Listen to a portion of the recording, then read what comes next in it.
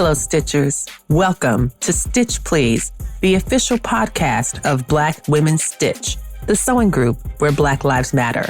I'm your host, Lisa Woolfork. I'm a fourth-generation sewing enthusiast with more than 20 years of sewing experience.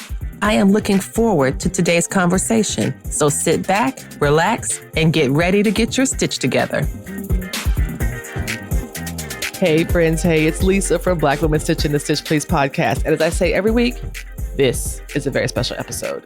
Because for this episode, we're continuing our rich conversation with Shams Eldine Rogers, discussing the complex world of consumer ethics, sewing technology, and sustainability. Now, last week, we talked about the ethical considerations of sewing machine production and its global impact. Today, we'll discuss how our sewing choices intersect with our values. How do we navigate this landscape? Is ethical consumption under capitalism even possible? Let's get back into it. I'm not sure where our ethical choice is because almost no sewing machines are made where the people are being paid what we would consider a good wage. A living wage. Yeah. And that applies to all the kinds of things we're buying. I don't just mean a living wage for their country. I mean a good wage that we think is appropriate. Mm. No one is making them in Toronto, for example. Oh. Those people are not getting paid the way. I don't think any sewing machine is still made in Canada at this point or in the United States. Mm-hmm. But there are a couple in Europe where they have their top of the line that they're still manufacturing in the country of origin. Then they have all their bottom ones. Some of them even have a special name for their lower ones that they then have made somewhere else. So I question where we have much choice about our ethics here under this capitalist system. The sewing machine is not something you can make at home. And you can't substitute your dishwasher or your other home appliances and make it work. So you have to say, some people would say, and some people do say, anytime a sewing machine discussion is on, they always say, buy secondhand, buy used, buy vintage. Those will last forever. And definitely they do. Mm-hmm. Mm-hmm. Absolutely, that's true. But you want to need a threader. You want to knot and cut. You want a 5mm or some cases 9mm stitch, which you can't just go to your local vintage and get that. And their newer ones are faster. Yes. So when somebody is a busy person, I just imagine a person who has to go to work in the morning, might have to manage some kids, might have to manage a spouse, might have to manage an elderly parent.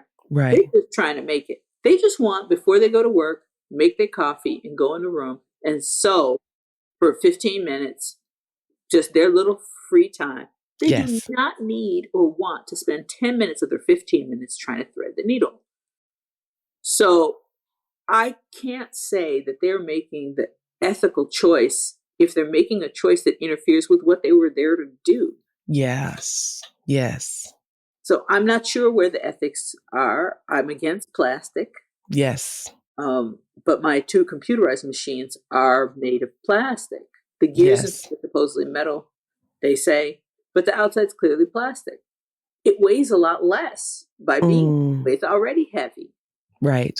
So I feel that people are stuck in terms of things that you cannot make a substitute for. That's a good point. That's a good point. Like you can hand wash your dishes. Mm-hmm. You can. But you cannot, and you can hand sew. Absolutely, yes. But there are certain things that hand sewing is just less efficient for. And that includes a lot of apparel, especially if you are, if you're someone that makes all your clothes, for example, which is that's what I do. I make all of my clothes.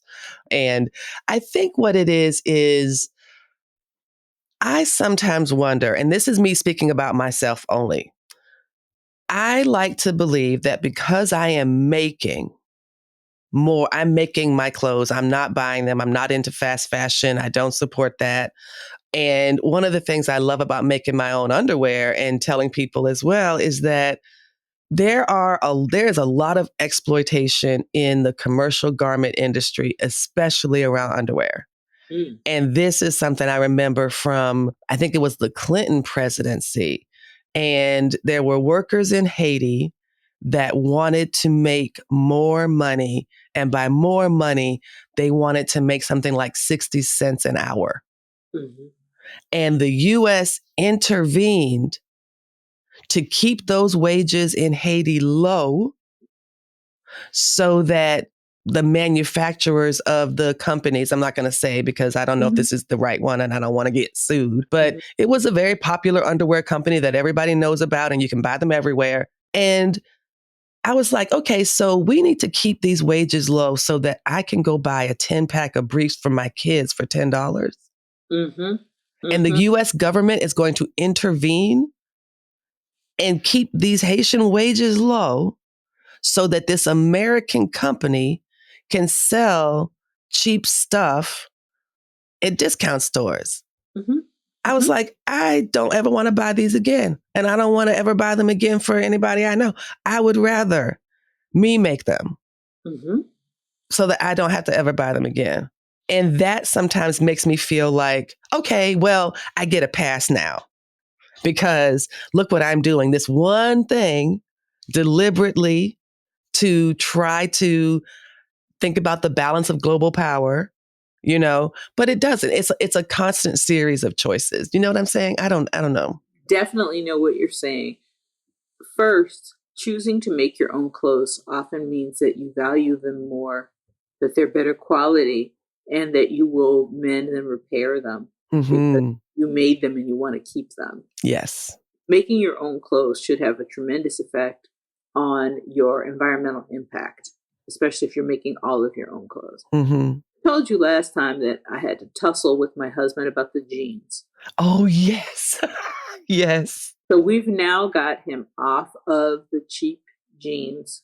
We found a brand where the fabric is made in Japan and the people are not being exploited, and it's sewn in Canada. It's a workshop you can go to. They're not being exploited. They cost 10 times what his other jeans were, but he has cooperated and is now wearing the non-cruelty jeans. But now we're to the undies. So I have tried different methods and different patterns of making him undies. He just doesn't want it. He wants the old familiar brand. So I went to the store and I bought a 7-pack of the old familiar brand. I mean, I've been mending these suckers, everything like that. I've been together with him for 10 years and I had not been allowing him to buy any. It's just either try mine or mend the ones you have. So I finally bought some and they were horrible. You can't tell if they're in the package, but the elastic was different than it used to be. Unfortunately, I did. When my father passed away, I couldn't send the underwear to the thrift shop. Right. So I saved all the elastics and I made the other parts rags. So I saved all the elastics. I've got a bag of elastic. And when I get back to Toronto, I at least can do that. That's because you can. Because you can go to your sewing machine and do it. That's one of the reasons when you were going back to you're making all your clothes. You love to make all your clothes. I do. And it does help the environment, especially when you choose things that are biodegradable. But even if you didn't, you're not making someone exploit themselves. You're already good. That does mean that the rest of our life now we can, commit perjury and whatnot. Skate through life being harmful. Right. But sewing for many people is a hobby. They want it to be fun. Yes. And remember, we in North America are globally rich. Yes. Even those of us who are not rich in North America are still way richer than people in most countries. And we know about the historical reasons for that and why these people are being kept and their resources stolen. But if considering that we are in this rich country and someone enjoys sewing her own clothes, I don't think it's unethical for her or him to buy a $5,000, or if they really want to, the $21,000, $22,000 sewing machine. Given that we're already in a society where waste is inherent, this is actually usually opposed to waste. So I don't think they're wrong for buying these machines.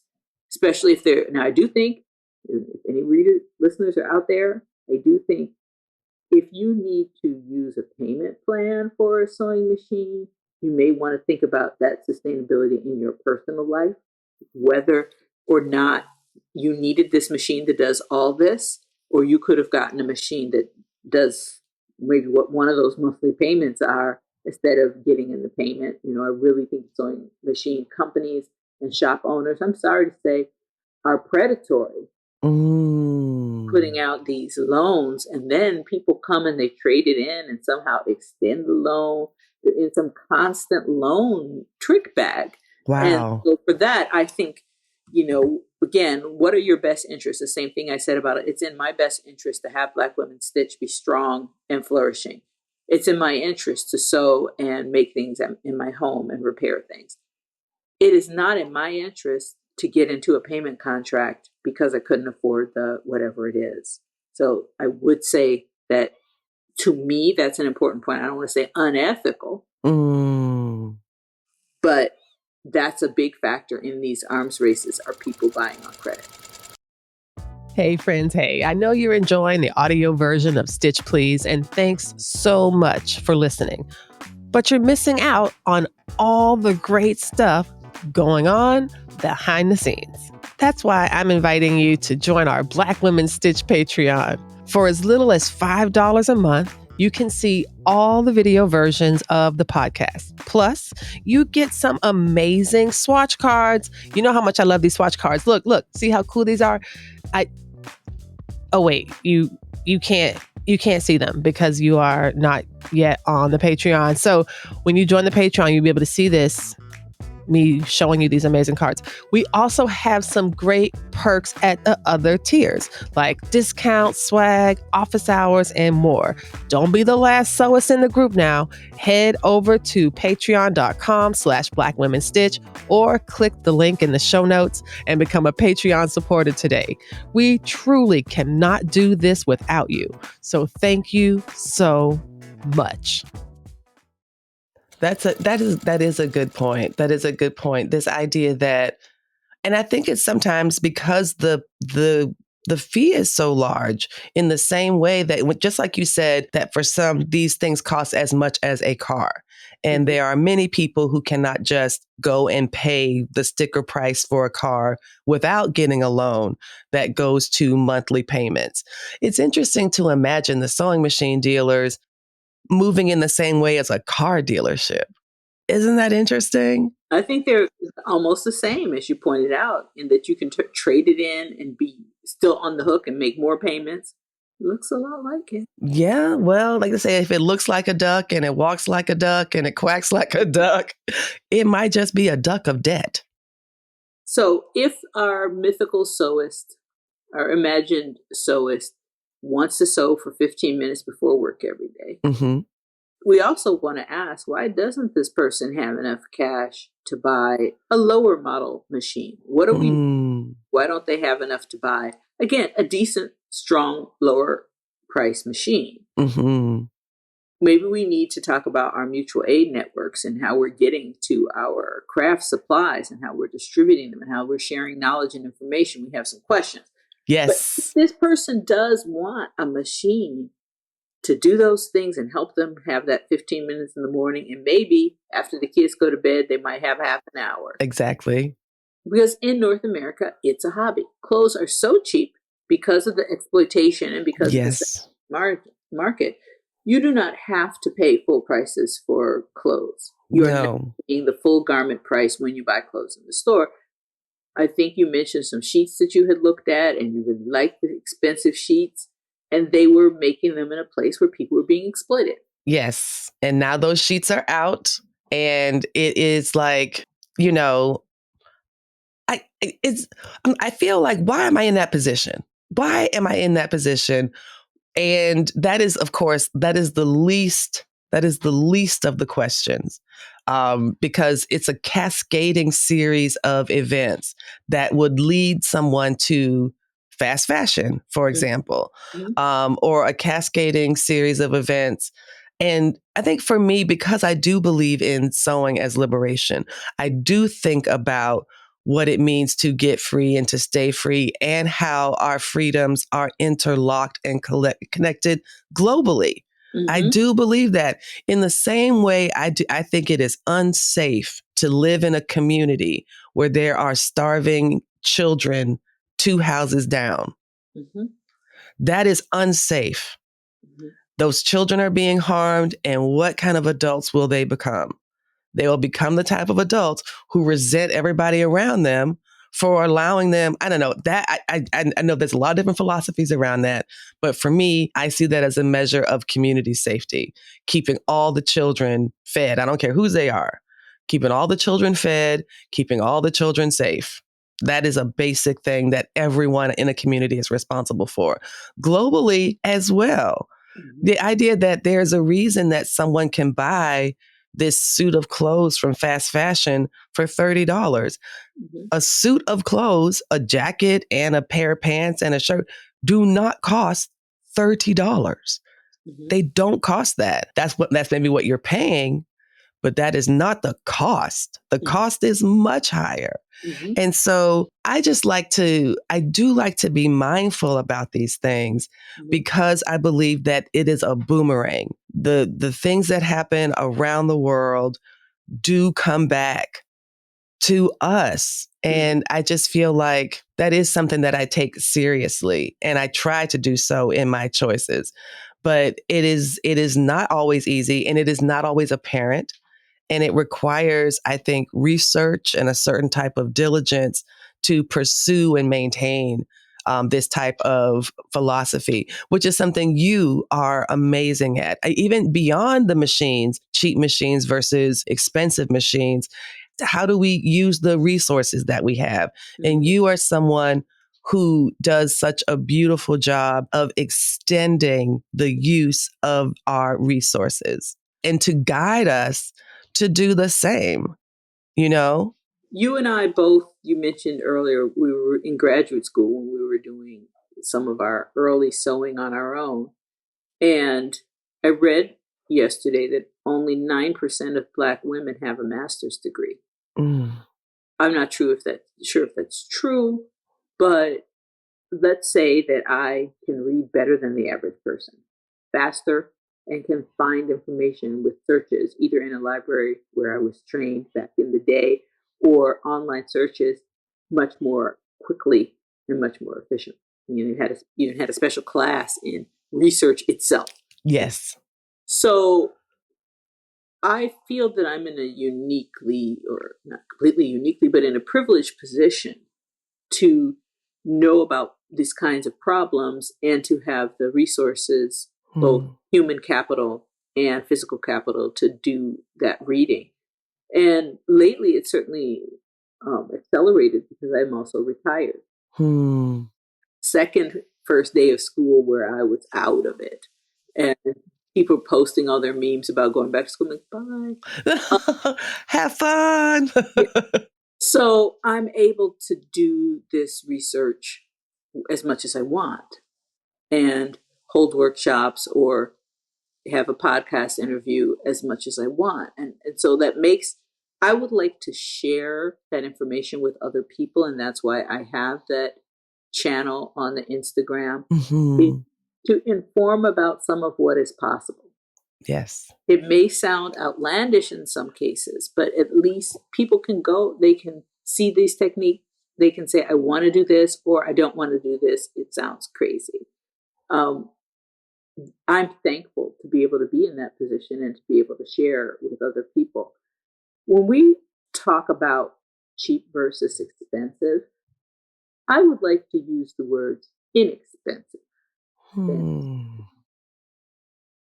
Cheap has kind of a derogatory connotation. If I buy a sewing machine for $30 in Canada, so it's $20 US, that is by most ways of measuring, not very expensive. I don't think it's cheap, though. Cheap is connected to shoddy, not well fit for purpose. And, some people collect handbags.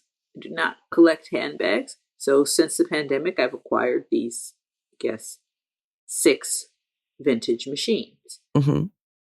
at a low cost in comparison to my net worth or my income. Mm-hmm. Mm-hmm. They were inexpensive. They're cheaper than going to a restaurant for dinner for 2 people. Okay. They're inexpensive, but that doesn't mean that the machine itself is cheap. Right. Yes. Yes. Yes. So I would like to change from, like I said, to use the term modest or inexpensive or something. Mm-hmm. Mm-hmm. And I find that my 2 computerized ones, I find that those to be fairly expensive. Yes. They might be as much as, I don't know, maybe depending on the people's salary, 2 weeks' salary or something. Mm-hmm. Mm-hmm. But just think, when my grandfather bought my grandma that machine in 1952, that was 6 months of salary. Yes. But she could clothe herself and the girls, mostly not him. He would Mm-hmm. still buy clothes at the store.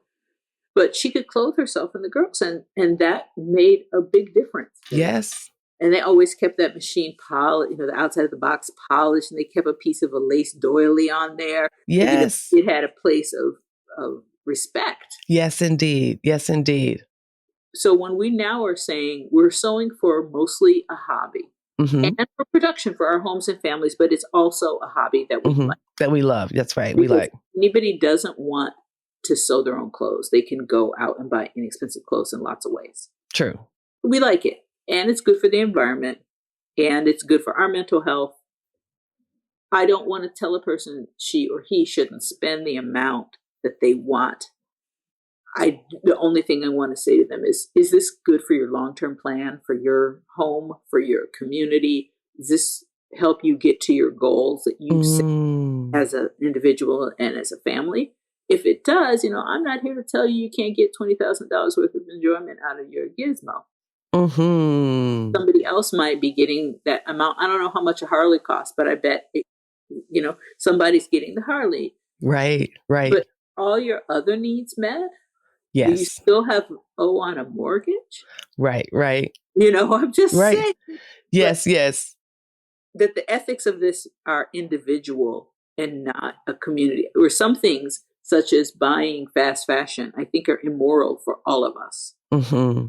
Things that we know couldn't be made for those prices here. And right. It's for everyone. That's true. But these kinds of machines that we buy, dishwashers, all these durable goods. By the way, these sewing machines not as durable as they used to be. I do know that. We know that some of these machines that we still have working, people have 100-year working. I have a 100-year-old machine working. But the new ones, the warranties are now often 5 years on your electronics and computerized parts. 10 years on the rest. But you can't use it if you don't have the electronic. I can't even get there's no knob or no switch to get to put the foot down. Yeah, it's a button. It's a button. It has to be electronically controlled. So I can't use that. If it goes bad in 5 years, I'm calculating how much will I have spent per year to be. That's a calculation each person has to make for themselves. Mm-hmm. But these machines are not durable like they used to. They're not. Also, refrigerators and dishwashers and whatnot, not durable as they used to be either. What does that mean? What do we want? Apparently you can get an old stove and fix it up and clean it up, and you can even have people re-chrome part of it or something. Wow. And now you have a stove, though, that is still working. A stove from the 1950s that is still working. I didn't choose to do that, but you can. And they're not going nowhere unless somebody throws them away or junks them. They will still be working. That's true. It's true. It's true. So when we're talking about the ethics, again, of this arms race, notice the words that I chose when I called in an arms race. Arms are bad. They bring violence to people. And these manufacturers, especially if they're pushing the time purchases or the loans, this is bad, not good. It's only good if people are buying it with cash that they have, and it's not taking it away from their other things in their life. Yes. Yes. Yeah. I had not thought about that. I had not thought about the predatory. I mean, we say all the time, well, that's as much as a car, but a car is also can be a form of debt. It definitely can be, because many people can't just pay out, the 5 figures that lots of cars cost. So you always have such great things to say. Is there anything else you want to add? Is there anything else as we wrap up? Anything else that we maybe did not cover or address? I guess, and you can include this or not, depending as you need. I would just urge people to think that every dollar you have, or dirham or euro or whatever, you have power as to what you do with it. When you're spending it, you're voting for the processes that got it to that other person, whatever it is that you're doing. So this is not just about sewing. This is about when you do need major appliances. Is there a local business run by your neighbors that you could buy them from? Or do you have to buy them from a corporation located far from you where the money is leaving your community? If you're going to have food, can you grow it? If you may not have the health or you may not have the space, but if you do, can you grow it? If not, when you're giving the dollars, is it going to local farmers? Is it going to a chain that's going somewhere else? All of your resources that you have is an opportunity for you to make choices. And sewing machines is just one example of the kind of decisions we need to look at for our resources. Yes. Yes, that's really beautifully put. I'm going to ask the question I ask everybody on the podcast, and that is the slogan of the Stitch Please podcast is that we will help you get your stitch together. Shams Eldine Rogers, a sustainability activist, an amazing creative. What advice do you have for us to help us get our stitch together? I suggest we all make a plan. We make a plan. You've talked about it on episodes before, to make a plan of what our sewing is going to be, maybe for the month, maybe for the year. I'm suggesting we all make a plan for what our goals are. And the sewing machine and the sewing and all the threads and our trims, all that can fit into being part of one of our goals. But the basic thing is we need to make goals and get our stitch together. Make goals, get our stitch together. Thank you so much. I'm so grateful for your time. Thank you again. Thank you for being a supporter. Thank you for being a friend of the pod. And thank you for coming and sharing your wisdom with us again. We are so blessed by it. Thank you. Bye. Thank you. You've been listening to Stitch Please, the official podcast of Black Women Stitch, the sewing group where Black Lives Matter. We appreciate you joining us this week and every week for stories that center Black women, girls, and femmes in sewing. We invite you to join the Black Women Stitch Patreon community with giving levels beginning at $5 a month. Your contributions help us bring the Stitch Please podcast to you every week. Thank you for listening. Thank you for your support, and come back next week and we'll help you get your stitch together.